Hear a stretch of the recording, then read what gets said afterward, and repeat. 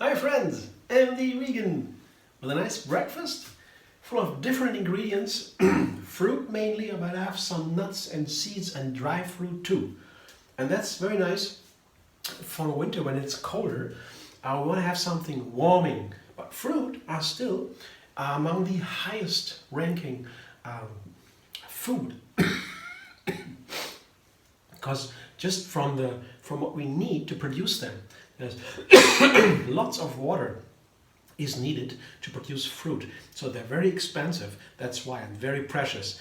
Still want to have that in winter because they're full of vitamins and light and fresh. And but they are usually cooling because there's a lot of water in the fruit. They are cooling us down, and that's not good if it's cold outside. So that's why I put nuts to it and seeds and dried fruit. That makes it warm again. Of course, there's much more to say about warming raw food. Yeah, many things can be said from spices and seeds, certain combinations. Yeah, there's a lot of stories that raw food doesn't need to be cooling. Your system can also be warming. Yeah, but here a little thing is that with the nuts and seeds and dried fruit, that makes a lot of balance for the cooling effect of fruit. And today I have a basic fruit salad. I combine grapes, bananas, and buckwheaties. Yeah, grapes are still in season. They are going until November. I have here some friends brought me mixed grapes, yeah, red and yellow and white, and some bananas, approximately the same amount. So I'm sure I have a high amount of sugar and energy in a healthy way, because sugar is very healthy. You can literally not eat too many fruit. It's impossible, scientifically proven. Because fruit has the combination of the high sugar, the sugar is important for us, together with the fiber. And the fiber, that is what moderates the intake of sugar into the blood, into the system. Without fiber, sugar becomes a poison. But with fiber, it's super healthy. It burns, it's a fuel of our cells, most of our cells. The heart muscle, not. The heart muscle is the only muscle in the body, by the way, that burns fat. All other muscles, all other cells and muscles burn glucose, sugar. So the third ingredient here from the main ingredients is buckwheaties.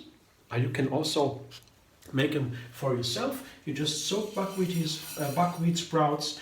You soak them overnight, and you wash them, and then you let them stand for a day or so. That's very fast, and the little sprouts come out. Then you dry them back. You have these buckwheaties. They keep for a month in a seed container. Super healthy, super crunchy, soaking even, sprouting even gets more nutrients into the fruit, into the seeds, and yeah, it's very nice. And they have a nice crunchy texture that makes it really nice to combine with grapes and bananas, where different textures now are combined. So 3 main ingredients of this, and I will put an applesauce around it. And applesauce, I love applesauce, and also apples are just in season now. It's always in the wintertime, autumn, we have all kinds of apples. I have 2 or 3 small apples here, cut into small pieces. And to keep them from turning brown, I just put half a lemon in. Yeah, half a lemon, peeled. That keeps the apples from turning brown, oxidation. Yeah, lemon is antioxidant, very good, very important to keep us fresh and young. And some apricots, dried apricots. Here, dried fruit. Supposed to make a little bit warming, yeah, dried fruit, and apricots. You can try apricots in an apple, in a applesauce. That makes it very nice, gives it a very nice touch of flavor. Yeah? And flavor, by the way, is a nutrient by itself. Flavor is a nutrient, and texture is a nutrient. Color is a nutrient. All these things are phytonutrients.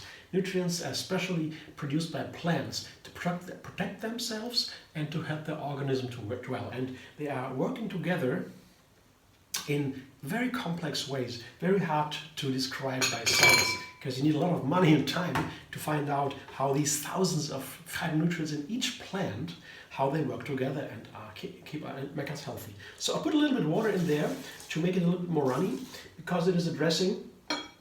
And together with the dried fruit, that would be a little bit too thick for this fruit salad. So blend it in now, let's see what happens.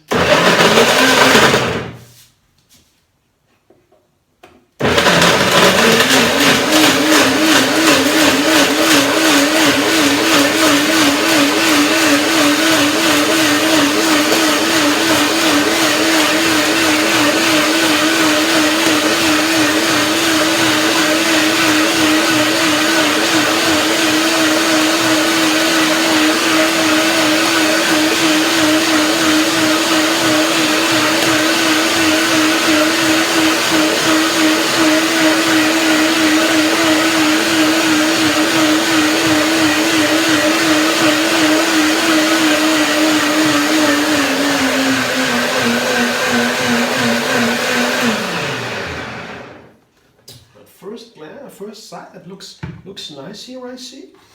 Oh, it's a very nice texture. Looks nice. Let me taste it. Looks so beautiful. I'll show you in a moment. The fragrance. Ah, there's the apple, the lemon, and the apricot. Everything is there.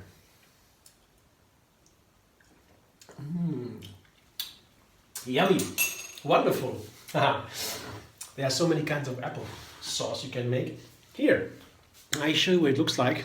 Now you can see the applesauce running into my fruit salad. See? Applesauce. So yummy. Applesauce can be enjoyed in so many ways. You can just blend up apples and eat it right away from the blender. So delicious. Like many fruits. Banana, same. You can just blend up bananas in a blender, full bananas, and drink it. It's super healthy. You can try. Slowly, of course, because if you drink it too fast, you don't chew anymore, you don't build the saliva in the mouth, it's a predigestion. All these things help. Yeah. But in general, the blender is perfect.